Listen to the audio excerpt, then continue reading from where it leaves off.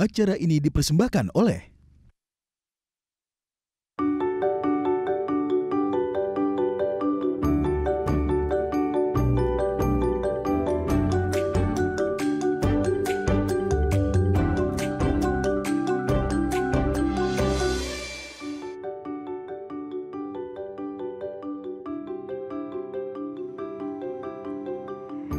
Halo pemirsa, apa kabar? Senang sekali saya Astia Dika bisa kembali menemani Anda di program Talkshow yang syarat informasi inspiratif, apalagi kalau bukan bincang sehati.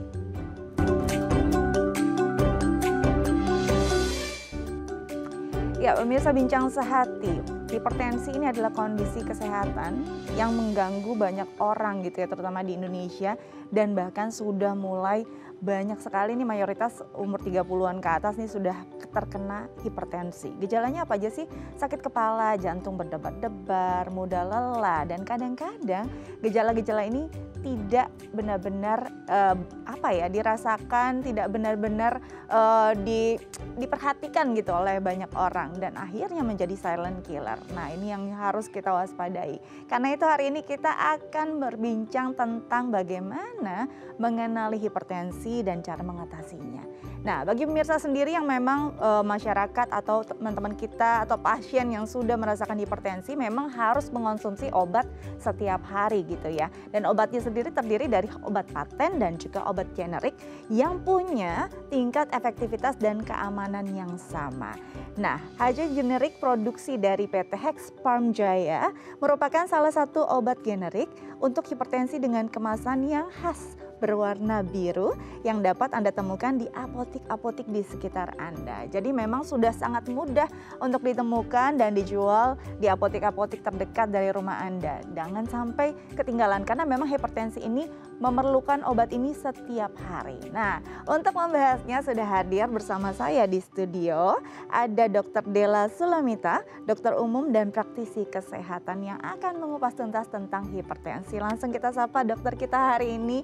Halo Dok, apa kabar? Halo Kak Dika, kabar baik tentunya. Baik ya, sudah siap berbagi nih untuk pemirsa Bincang Sehati ya Dok ya. Oke, Dok, kita hari ini bicara tentang hipertensi. Ini makin kesini makin banyak loh. Bahkan usia muda sudah terkena hipertensi. Yang kita taunya dulu orang tua kayaknya ya yang sering terkena penyakit ini. Nah, sebenarnya hipertensi ini tuh apa sih kondisinya dalam tubuh manusia? Oke, jadi hipertensi ini makin kesini angka prevalensinya makin tinggi ya. Tinggi. Tapi kembali lagi kita harus tahu definisi hipertensi itu sendiri. Ya. Hipertensi sebenarnya berdasarkan data itu dia menduduki mobilitas dan mortalitas. Jadi angka kesakitan dan angka kematian itu paling tinggi akibat hipertensi.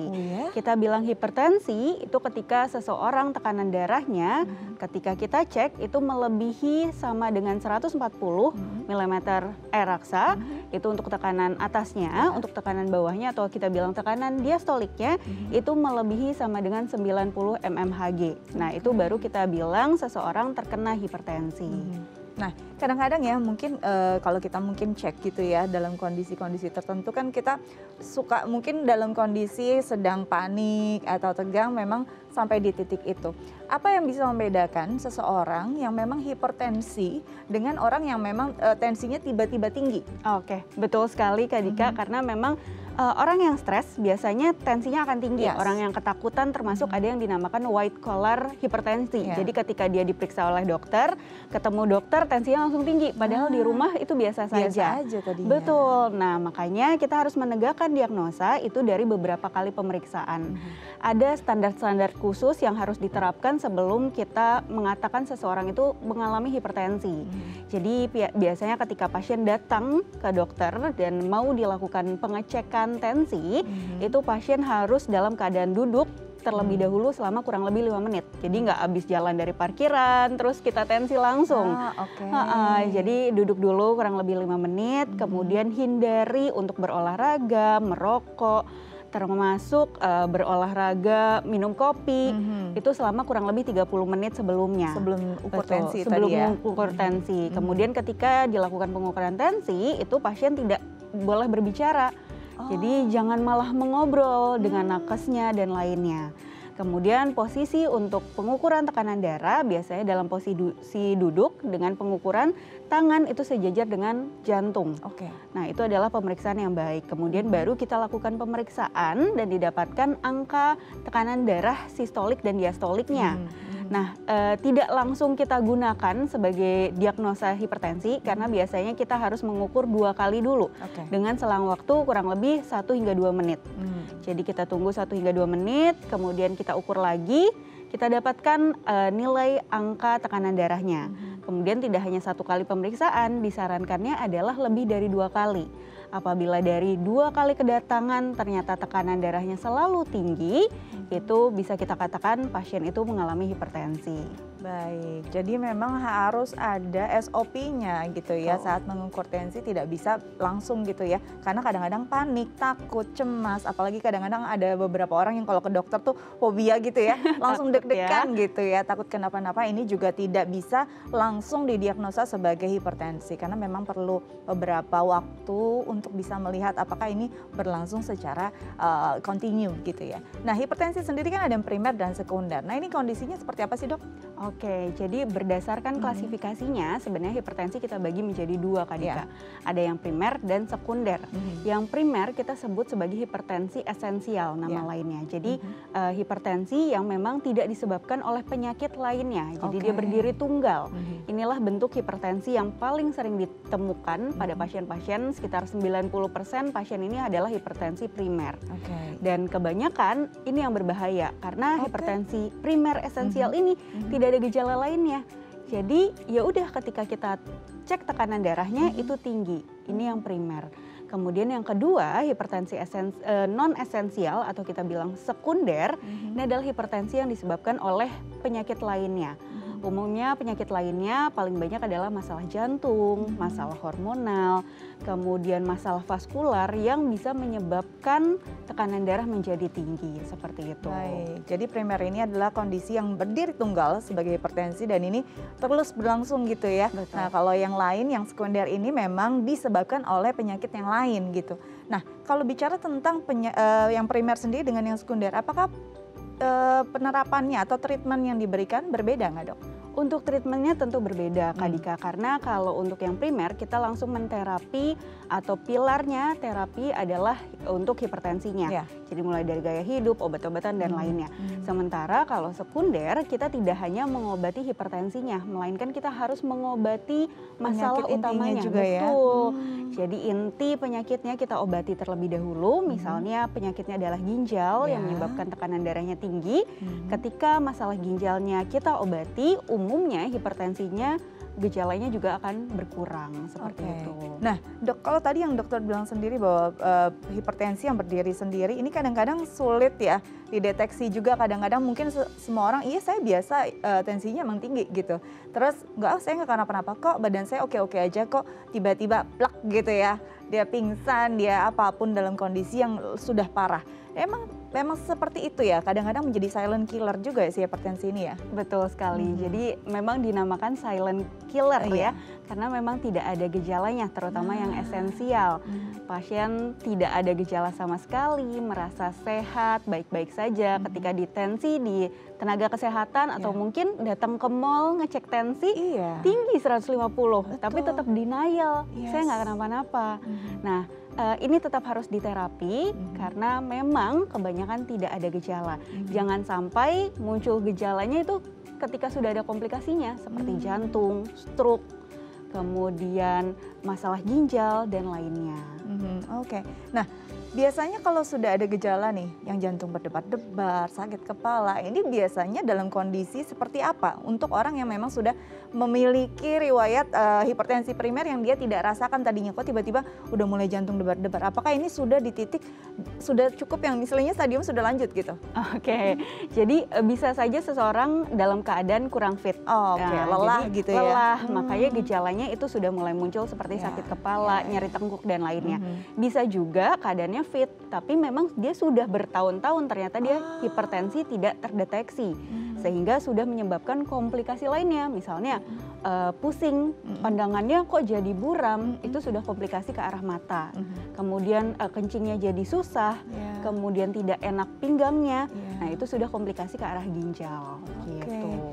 Jadi walaupun untuk yang hipertensi primer merasakan bertahun-tahun, saya ya nggak apa-apa tensi tinggi, tapi saya nggak ada gejala, merasa baik-baik saja, ternyata impact-nya bisa kemana-mana ya dok ya? Betul sekali, itulah yang berbahaya. Nah, jadi kalau didiamkan walaupun merasa badannya baik-baik saja, ini nggak bisa karena nantinya bisa ke ginjal, jantung dan segala macam karena namanya juga tensi darah ini kan mengalir ke seluruh tubuh gitu ya dok ya. Jadi memang harus benar-benar diperhatikan. Oke, nanti kita akan lanjut lagi pemirsa di rumah. Nanti kita akan bahas lebih jauh lagi tentang bagaimana cara mengatasinya. Tapi kita harus jeda terlebih dahulu. Pemirsa jangan kemana-mana, tetap bersama kami di Bincang Sehati.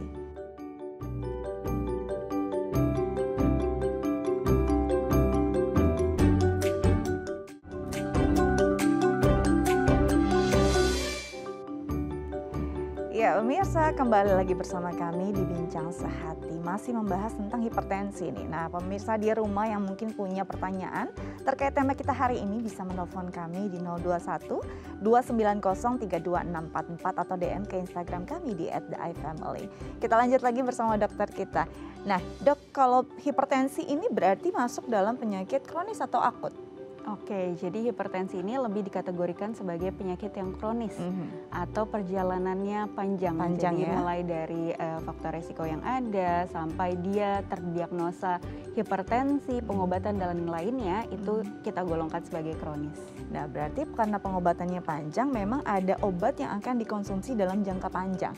Nah obat-obat yang memang dikonsumsi untuk orang-orang yang terkena hipertensi itu sebenarnya apa aja sih dok? Tadi kan ada generik, ada yang paten juga ya. Nah ini apakah ada perbedaan tertentu? Kadang-kadang orang maunya yang paten deh biar cepat sembuhnya kan gitu kan ya. Nah untuk pengobatan kronis yang jangka panjang sebenarnya antara obat paten dan generik itu ada bedanya nggak sih?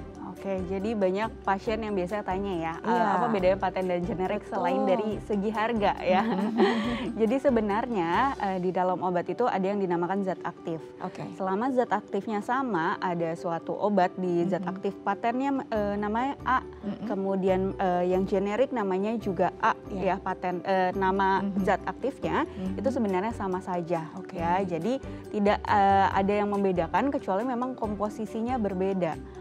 Nah, buat teman-teman yang hipertensi biasanya bermasalah dengan pengobatan jangka panjang. Biasanya biayanya aduh susah ya berobat jangka panjang dan lainnya. Sebenarnya itu bukan menjadi suatu alasan. Jadi kalau ada pasien yang bilang nggak mau mahal, itu bukan menjadi alasan lagi karena sekarang juga pengobatan bisa tetap diberikan dengan harga yang murah. Nah itu juga kalau memang bisa berobat dengan yang lebih ekonomis kenapa enggak gitu ya.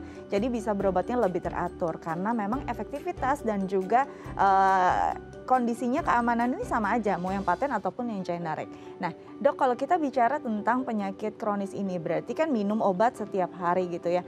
Apakah ini aman?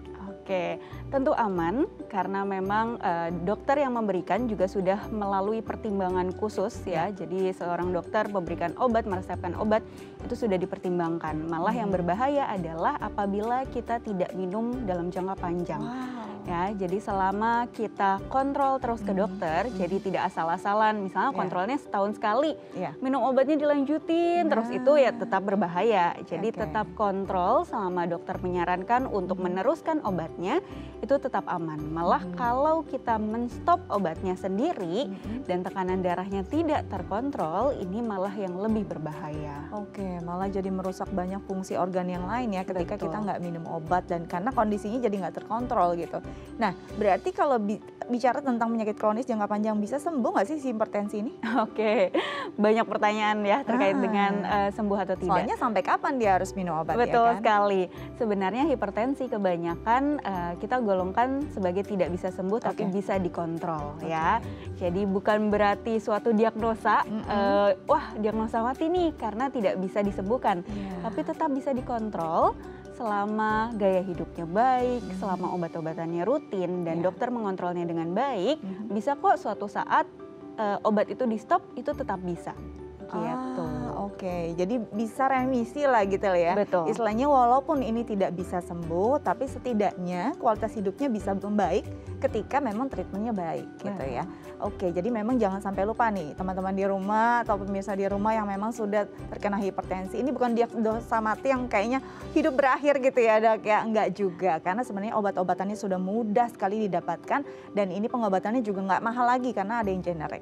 Nah Dok, kalau bicara tentang hipertensi, ini ada kaitannya dengan genetik nggak sih, turunan? Oke, genetik juga menjadi salah satu faktor. Biasanya kita tanya ketika kita anamnesa pasien yang mengalami hipertensi, kita tanya apakah ada riwayat keluarga mengalami hipertensi. Dan umumnya lebih banyak ada. Jadi berdasarkan prevalensi orang-orang dengan orang tua atau mungkin sebelumnya kakek nenek dan lainnya mengalami masalah hipertensi, masalah jantung, itu kemungkinan besar anaknya juga hipertensi. Tapi tidak selalu ya, selama bisa menjaga gaya hidup yang sehat dan lainnya, bisa saja tidak terkena hipertensi. Oke, bisa nggak sih dilakukan tindakan antisipatif? Misalkan orang tua atau nenek memang sudah turun-temurun nih kayaknya ada hipertensi, tapi saya nggak mau nih anak saya juga hipertensi. Bisa nggak dari kecil kita cegah gitu? Caranya gimana? Untuk pencegahan tentu bisa. Jadi dari awal hidupnya harus sehat terlebih dahulu. Makan nggak boleh sembarangan, garam dikurangi. Kemudian yang paling penting selain dari menjaga gaya hidup, itu adalah selalu cek atau kontrol tekanan darah. Ya, karena kebanyakan merasa baik-baik saja, makan sudah baik, tidak merokok, tidak alkohol, kemudian tidak pernah cek atau medical check up lah ya kita bilang. Medical check up tentu perlu juga karena ketika kita mengetahui tensinya sudah suka naik-naik nih udah 130, udah prehipertensi, itu sebenarnya bisa kita modifikasi.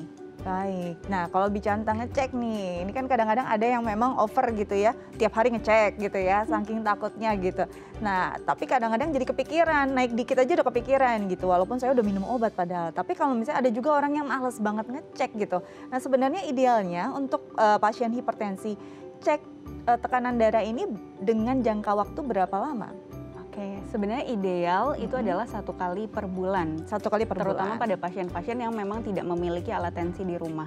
Jadi minimal adalah 1 kali per bulan kita lakukan pengecekan tekanan darah pada pasien-pasien yang mengalami hipertensi emergensi yang tekanannya sampai dengan 180, kemudian sudah ada komorbid penyakit lainnya seperti kolesterol, jantung, ginjal dan lainnya, itu diperbolehkan untuk mengecek lebih sering. Terutama pasien-pasien usia lebih dari 35 tahun. Dan apakah berbahaya kalau sampai mengecek tiap hari? Itu tidak ada salahnya. Tidak ada. Jadi, ya? Betul. Lebih ke mental aja ya Dok ya. Cuma ketakutan saja ya, tapi selama memiliki alat tensi di rumah dan alat tensinya sudah dikalibrasi dengan baik, mau mengecek setiap hari, 2 kali sehari itu tidak masalah dan tidak melukai lah kita bilang. Oke, tidak melukai perasaan aja ya Dok ya, ketika kita jadi pusing gitu ngeliat tiap hari kayaknya kok naik nih padahal saya udah minum obat gitu kan. Baik, nah Dok, ini yang mungkin juga kan hipertensi nggak cuma bicara tentang orang yang dalam kondisi normal gitu ya. Kadang-kadang kan kita ada kondisi-kondisi lain gitu, misalkan dalam kondisi ada komorbid. Apalagi mungkin sedang mengandung. Nah gimana nih Dok kalau untuk ibu hamil? Apakah dia tetap harus mengonsumsi obat hipertensinya ketika memang dia sudah hipertensi sebelum hamil? Oke, jadi untuk kehamilan sendiri, hipertensi dalam kehamilan tipenya ada banyak. Jadi ada yang dari sebelum hamil sudah hipertensi, ada yang ketika hamil kita cek baru hipertensi, ada yang kebawa sampai setelah melahirkan pun hipertensi. Jadi untuk hipertensi dalam kehamilan memang sebaiknya disarankan kontrol terlebih dahulu ke dokter spesialis kandungannya untuk dapat diberikan obat. Dan tidak boleh disepelekan juga karena hipertensi dalam kehamilan itu bisa menyebabkan masalah pada ibu dan masalah pada janinnya. Di titik poin tertentu ibunya bisa menyebabkan kejang, koma dan lainnya. Bahkan bisa janinnya pun bisa sampai dengan meninggal dunia. Jadi tetap harus hati-hati hipertensi pada kehamilan. Itulah mengapa ibu hamil itu biasanya harus dilakukan premarital check sebelumnya, sebelum hamil, dan ketika hamil itu tetap harus kontrol ke dokter secara rutin. Nah, itu yang penting ya, harus secara rutin, apalagi dengan kehamilannya ada 2 nyawa manusia di sini yang memang harus diperhatikan dan diselamatkan. Oke, nanti kita akan lanjut lagi ya dok ya, tapi kita harus jeda terlebih dahulu. Pemirsa jangan kemana-mana, tetap bersama kami di Bincang Sehati.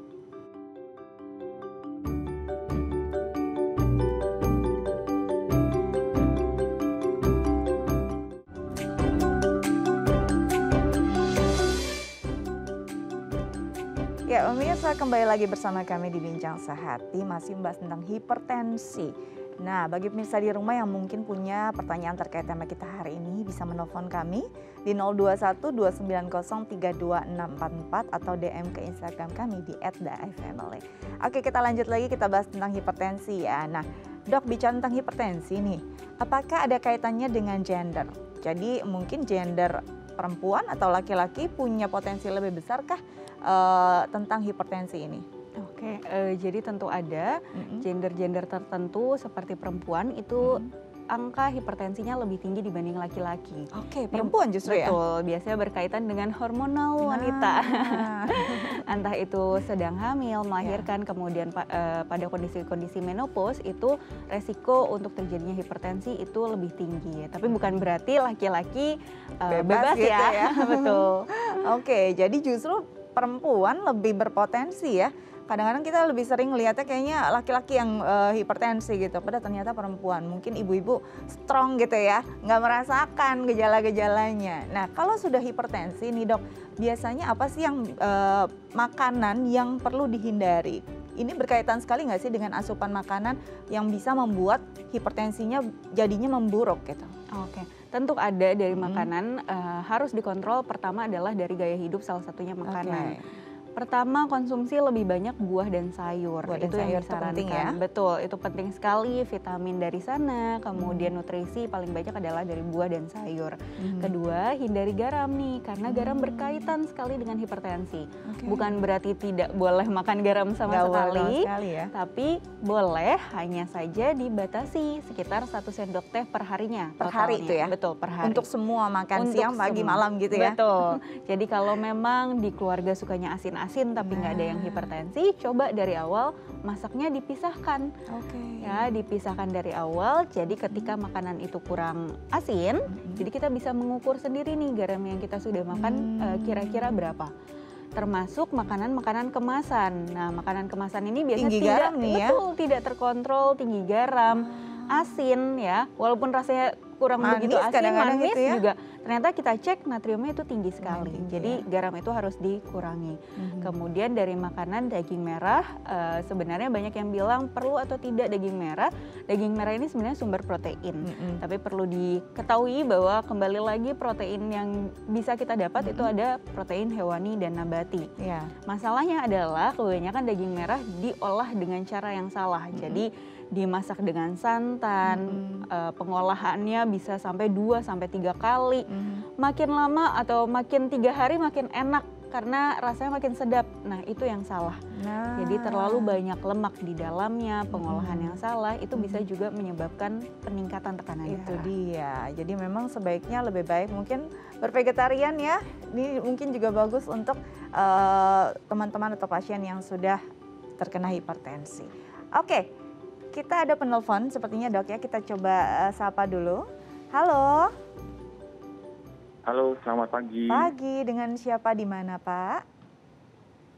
Saya Budi di Jakarta. Oke, Budi di Jakarta, silakan Mas Budi. Gini, saya kan termasuk salah satu penderita hipertensi. Nah, itu minum obat hipertensinya bukan hampir lagi sih, setiap hari. Nah, kemarin sempat saya dengar waktu saya sempat cek hipertensi terakhir, itu saya dibilang kalau tensinya sudah normal, tidak perlu meminum obatnya lagi. Nah, itu apakah benar atau enggak atau bagaimana? Karena dari beberapa anjuran dokter itu malah disuruh kalau udah minum sekali ya udah terus aja minum gitu. Baik, kondisinya sekarang Pak Budi sendiri ini sudah normalkah tensi terakhir ketika mengecek di dokter? Sudah 120/90. 120/90. Dokter ada yang ingin ditanyakan lagi untuk lebih detailnya? Untuk tensi 120 itu sudah didapatkan dari beberapa kali pengecekan ya Pak? Sudah. Ya, 2 minggu ini 3 kali. Oh baik. Jadi gimana dok? Kondisinya sudah 3 kali pengecekan, 120/90. Apakah perlu melanjutkan obatnya? Karena ada beda-beda ini ya, pendapat juga.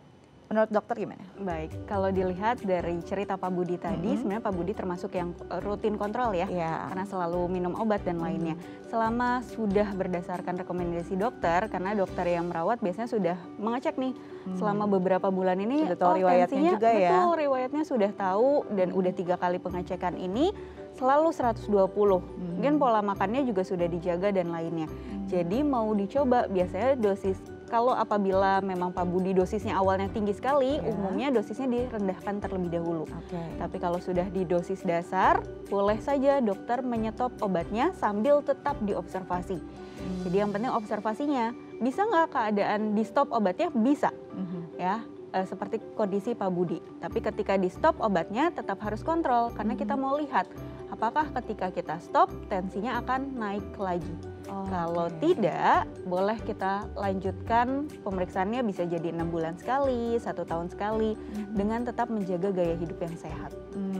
Dan mungkin bisa cek mandiri juga ya sekarang ya. Betul. Nah dok, ada ketakutan ketika misalnya nih sudah normal, lalu berhenti obat. Nah tapi kan ini karena penyakit yang kronis yang sebenarnya tidak bisa sembuh juga, bisa kambuh suatu saat gitu.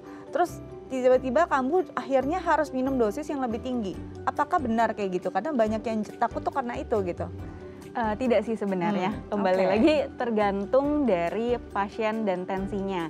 Kita nggak langsung ngasih, kita tembak 2-3 obat langsung. Selama tidak ada komplikasi, selama gaya hidupnya juga bisa diatur, biasanya umumnya dosis yang kita berikan tetap start dari awal, dari bawah. Kecuali pasiennya sudah mengalami komplikasi jantung, misalnya yang paling banyak. Nah untuk jantung sendiri mungkin obat-obatan yang akan kita berikan itu jauh akan lebih banyak. Baik. Nah dok, rata-rata kan memang mayoritas yang terkena hipertensi itu usianya mulai dari 30 lah yang mayoritas ya. Tapi memungkinkan nggak sih? Kan mungkin masih banyak yang di bawah itu nggak apa-apa lah ya, masih muda, nggak mungkin lah saya kena hipertensi. Apalagi mungkin remaja atau anak, ada nggak sih kasusnya pada mereka yang usianya di bawah itu? Oke, untuk anak-anak sendiri tetap ada resiko hipertensi. Ada ya? Betul, tapi beda dengan orang dewasa. Pada anak-anak hipertensinya juga itu dibagi 2, yang primer, yang esensial, dan yang sekunder. Kalau pada dewasa yang lebih banyak adalah hipertensi primer, namun pada anak-anak yang lebih banyak adalah hipertensi sekunder atau non esensial. Jadi karena penyakit lainnya ya? Betul, paling banyak adalah karena penyakit ginjal seperti peradangan ginjal, kemudian infeksi ginjal, obstruksi masalah saluran kencing dan lainnya, itu paling banyak pada anak-anak. Baik. Jadi tidak menutup kemungkinan nih yang usianya di bawah 30 bisa aja kena hipertensi. Apalagi anak-anak yang memang punya riwayat genetik juga ya dari orang tuanya. Tapi memang kebanyakan kata dokter tadi adalah disebabkan dari hipertensi sekunder karena ada komorbid lain yang menyebabkan. Jadi memang harus diselesaikan justru penyakit utamanya ya. Kalau memang terjadi pada anak hipertensi ini disebabkan oleh tadi hipertensi sekunder. Nah dok, kalau memang sudah tadi kan dokter bilang ketika mau menopause nih, perempuan juga sering nih jadi hipertensi. Itu hipertensinya sesaat atau nanti akan terus nih? Kan jadi takut ya. Gimana dok?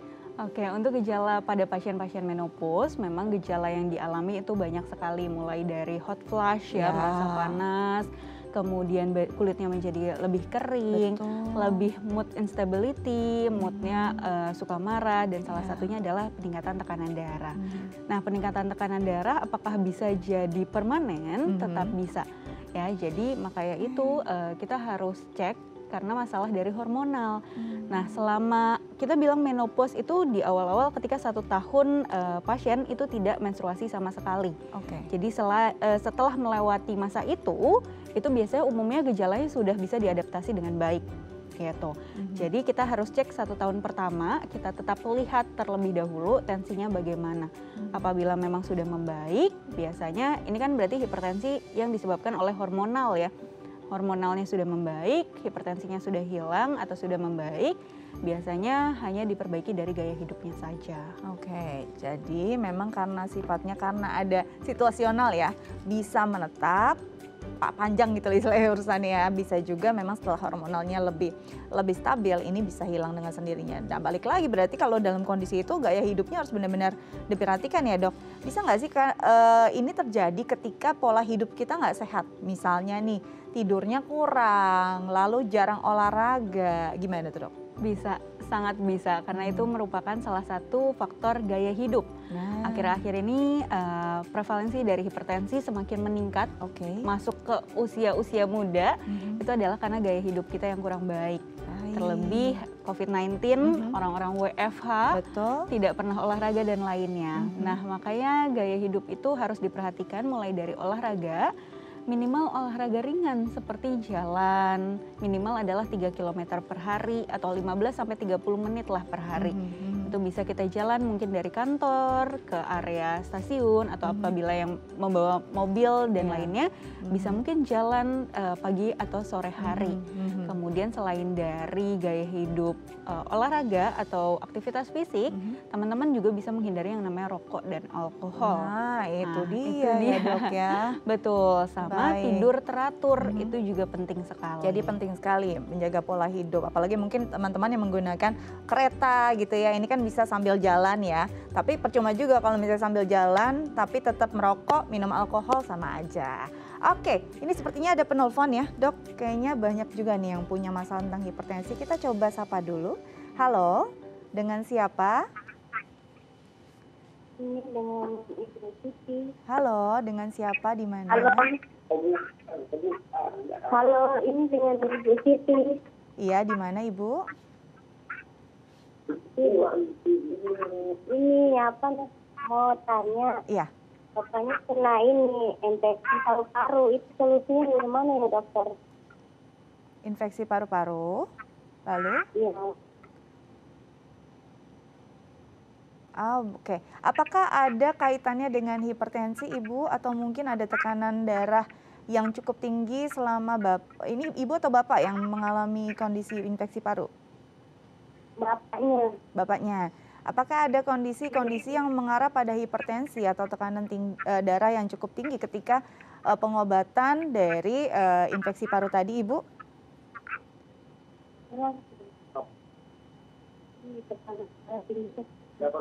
Tidak pernah dokter. Oh, oke, tidak. Jadi yang Ibu keluhkan apa ini Bu? Mungkin Bapak ada keluhan apa yang mungkin bisa dijawab oleh dokter kami? Yang keluhannya sih batuk sih. Kenapa Pak? Sorry. Halo, Iya, batuk. batuk. Iya, batuk berhenti. Baik, apakah Bapak sudah rutin untuk memeriksakan kesehatan Bapak? Ini aku udah ini. Oh baik, mungkin dok bisa diberikan arahan aja gimana Bapak ini mungkin kan ada infeksi paru yang mungkin bisa apa saja mungkin pola hidupnya atau mungkin harus kontrol berapa lama. Oke, jadi kalau untuk infeksi paru sendiri itu luas penyebabnya, ada yang disebabkan oleh bakteri, ada disebabkan oleh virus, jamur dan lainnya. Infeksi paru paling gampang itu kita sebut sebagai pneumonia, Ya. tapi ada juga kasus-kasus infeksi paru kronis seperti TBC. Oke. Nah, ini kita harus tahu dulu diagnosanya yang mana, karena tentu saja pengobatannya akan berbeda. Betul. Gitu ya. Gejalanya memang agak mirip-mirip seperti batuk, berdahak, kemudian nyeri tenggorokan. Mungkin pada kondisi-kondisi kronis itu ada demam, penurunan berat badan dan lainnya. Jadi ketika seseorang mengalami batuk terus-menerus tidak sembuh-sembuh, kemudian dikeluhkan adanya sesak, berat badan turun dan lainnya, itu boleh langsung dikontrol ke dokter untuk melakukan pemeriksaan. Nanti ketika dokter sudah memeriksa, mulai dari pemeriksaan fisik atau mungkin butuh di ronsen dan lainnya, atau bahkan mungkin membutuhkan pemeriksaan sputum atau dahak. Nah, dari situ kita bisa menegakkan diagnosanya, baru kita bisa melakukan atau memberikan pengobatan yang sesuai. Jadi harus tepat sasarannya. Nah, itu dia harus tepat sasaran untuk Bapak tadi dan Ibu di rumah. Mungkin ini bisa jadi tips Dan jangan lupa untuk terus melihat dan mengontrol ya ke tenaga medis. Dan mungkin juga soalnya ini bisa jadi nanti terjadi hipertensi sekunder tadi karena penyakitnya ya. Baik pemirsa, nanti kita akan kembali lagi, kita akan bahas tentang hipertensi. Jangan kemana-mana, tetap bersama kami di Bincang Sehati.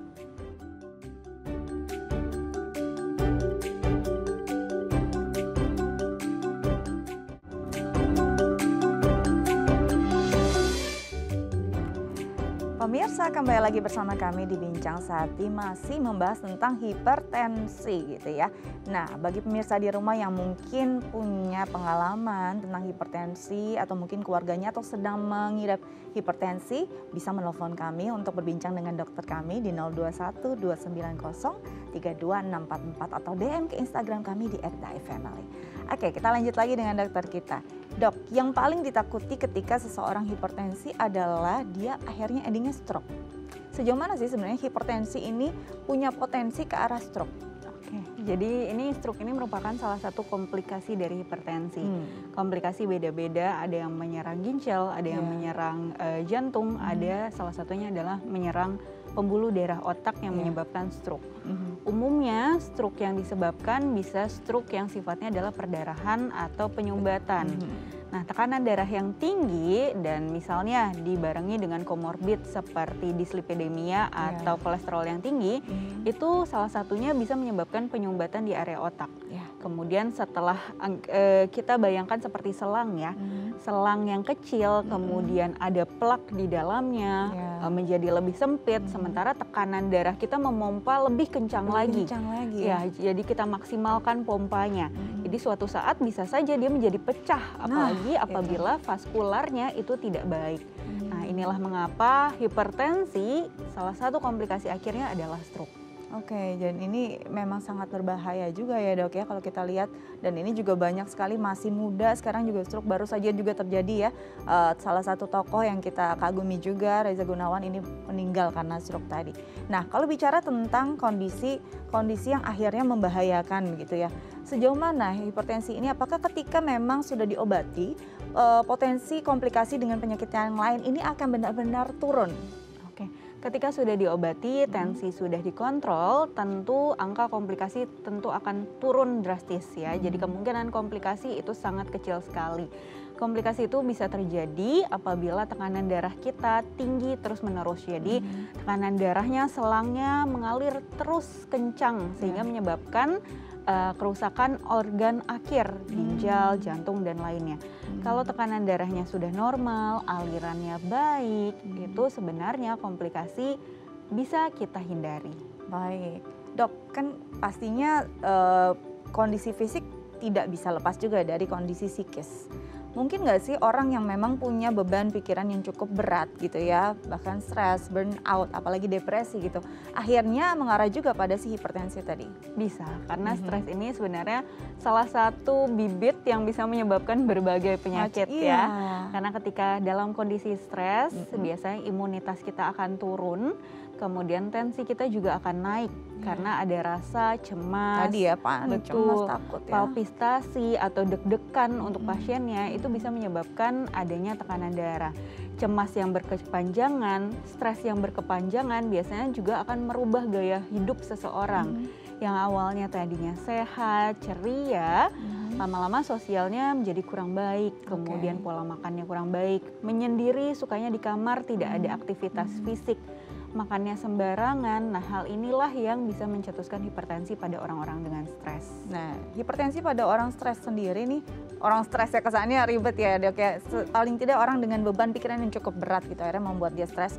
Ini ketika stresnya istilahnya stresnya juga harus dirilis kan, harus diobati. Ketika stresnya sudah mereda, apakah hipertensinya hilang juga atau dia bisa menetap nih? Oke. Jadi kalau untuk pasien-pasien dengan mungkin stres di sini ada kondisi kecemasan atau ada kondisi depresi ya, gitu anxiety dan lainnya. Nah, hipertensi di sini umumnya adalah sementara sifatnya. Jadi peningkatan tekanan darah ketika memang pasiennya dalam kondisi cemas. Umumnya karena kecemasan ini tidak hanya menyerang pada orang dewasa muda, tapi orang dewasa tua. Tapi kalau pada orang dewasa muda, Ya. ketika kecemasannya sudah menurun, sudah diobati dengan baik, gejala hipertensi sudah akan hilang. Tapi Oke. pada pasien-pasien tua bisa jadi hipertensinya mungkin bukan karena cemas, mungkin karena memang sudah dasarnya. Sudah seperti dasarnya. itu. Jadi mungkin pemirsa di rumah yang mungkin kayaknya saya stres, ya nggak bisa juga karena cuma stres sehari gitu ya, ada kerjaan terus saya hipertensi nih, kayaknya sakit kepala, nggak juga. Harus benar-benar berkonsultasi dengan tenaga medis yang profesional. Oke, sepertinya ada penelpon lagi nih, banyak juga nih yang mau nanya tentang hipertensi sepertinya. Kita sapa dulu, halo. Dengan siapa di mana? Dari Ibu Suyekti dari Riau Pekanbaru. Ibu Suyekti. Betul, Ibu? Baik, Iya, dari ini jauh nih dari Pekanbaru. Riau. Halo Riau, Pekanbaru. Silakan Ibu dengan pertanyaannya. Pertanyaan saya, iya pertanyaan saya, iya, saya ada Ibu. Iya Ibu, silakan dilanjutkan. Saya ada tensi, apa seumur hidup saya harus makan obat? Oke. Baik, Ibu terakhir mengecek tensi Ibu berapa Ibu?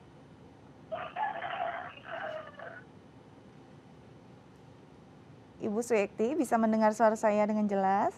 Iya. Iya. Cek terakhir tensi saya 160. Oke. Per? Bawahnya berapa Ibu? Iya, ya bisa. 160 dengan bawahnya berapa Ibu angkanya? Terus apa saya seumur hidup baik, harus baik. makan obat ya? Baik, kira-kira sepertinya ada kendala teknis juga ya, jadi kurang jelas. Tapi kira-kira yang kita tangkap adalah terakhir itu 160, kita nggak tahu berapa bawahnya ya, tapi ini cukup tinggi, 160 atasnya.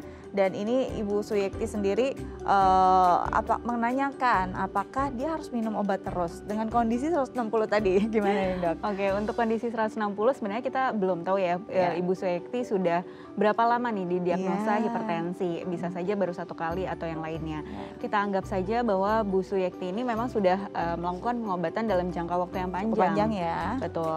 Ketika ada pertanyaan apakah harus dilanjutkan terus-menerus, tentu dan kalau ditanya seumur hidup bisa saja. Karena kita harus lihat atau kita harus pantau apabila memang tekanan darahnya selalu 160 sampai usia lanjut 10 tahun hingga 15 tahun ke depan, tentu obat-obatan itu tetap harus diberikan. Karena berbahaya, 160 itu tekanan yang sangat tinggi loh. Tinggi banget. Ketika kita tidak memberikan obat-obatan, dan bahkan kita nggak tahu ya 160 ini setelah pengobatan atau tidak. Jadi bisa dibayangkan apabila Setelah pengobatan, wow. setelah pengobatan obatnya kita stop, mungkin saja bisa menjadi 180. Betul, Toh obat ini sekarang juga sudah diluruskan ya bahwa sifatnya tidak merusak ginjal, Ya, aman kemudian sekali ya. aman dan mudah didapatkan di mana-mana. Betul. Jadi tidak ada salahnya untuk terus mengkonsumsi selama rekomendasi dokter diberikan konsumsi obat tersebut. Baik, ini jadi tips untuk Ibu Suyekti ya, semoga berguna untuk Ibu. Baik, nanti kita akan lanjut lagi tapi kita harus jeda lagi nih terlebih dahulu. Pemirsa jangan kemana-mana, tetap bersama kami di Bincang Sehati.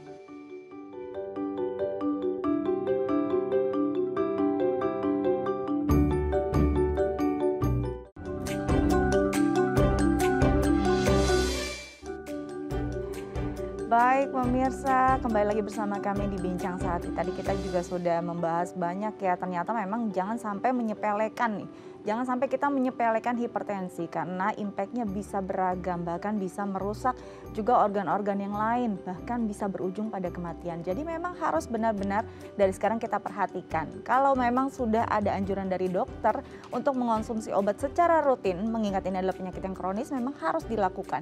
Karena sebenarnya obat-obatannya sudah aman dan juga sudah dengan pantauan dokter, pastinya juga dia sudah mengerti betul gitu ya akan impactnya pada tubuh manusia. Dan kalau kita bicara tentang obat Candesartan Silesetil sendiri terbukti nih efektif untuk mengatasi hipertensi dan efektif dalam menurunkan angka kematian pada pasien dengan penyakit gagal jantung.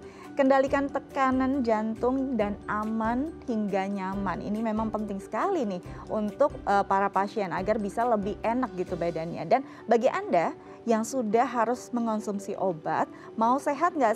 Ini intinya nggak harus mahal kok pokoknya.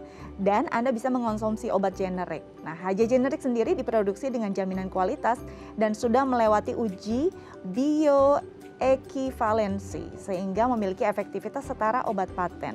HJ generik, obat generik kualitas paten. Nah, ini penting sekali. Jadi nggak usah takut untuk mengonsumsi obat memang kalau sudah dianjurkan dokter. Ini pastinya sudah dengan rekomendasi yang baik, dengan sudah ya karena dokter memang ahli di bidangnya. Dan nggak usah takut juga masa biaya. Kadang-kadang bingung juga ya dok ya, kalau kita harus meminum obat dalam jangka waktu panjang yang sudah terpikir di kita tuh berapa nih biayanya. Nah gitu, ternyata ini bisa benar-benar membantu kita juga dari segi kesehatan dan juga kantong kita tetap aman.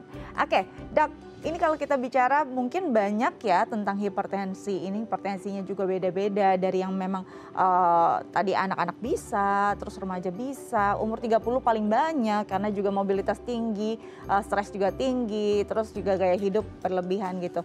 Tapi kadang-kadang orang cuma berpikir bahwa sebenarnya hipertensi itu nanti akan menghinggapi seseorang ketika udah lansia doang kok gitu ya. Benar nggak sih dok, ini identiknya sama lansia aja atau ini sebenarnya cuma mitos? Mitos. Jadi nggak hanya lansia yang bisa terkena hipertensi, mulai usia 30-an itu juga bisa terjadi hipertensi.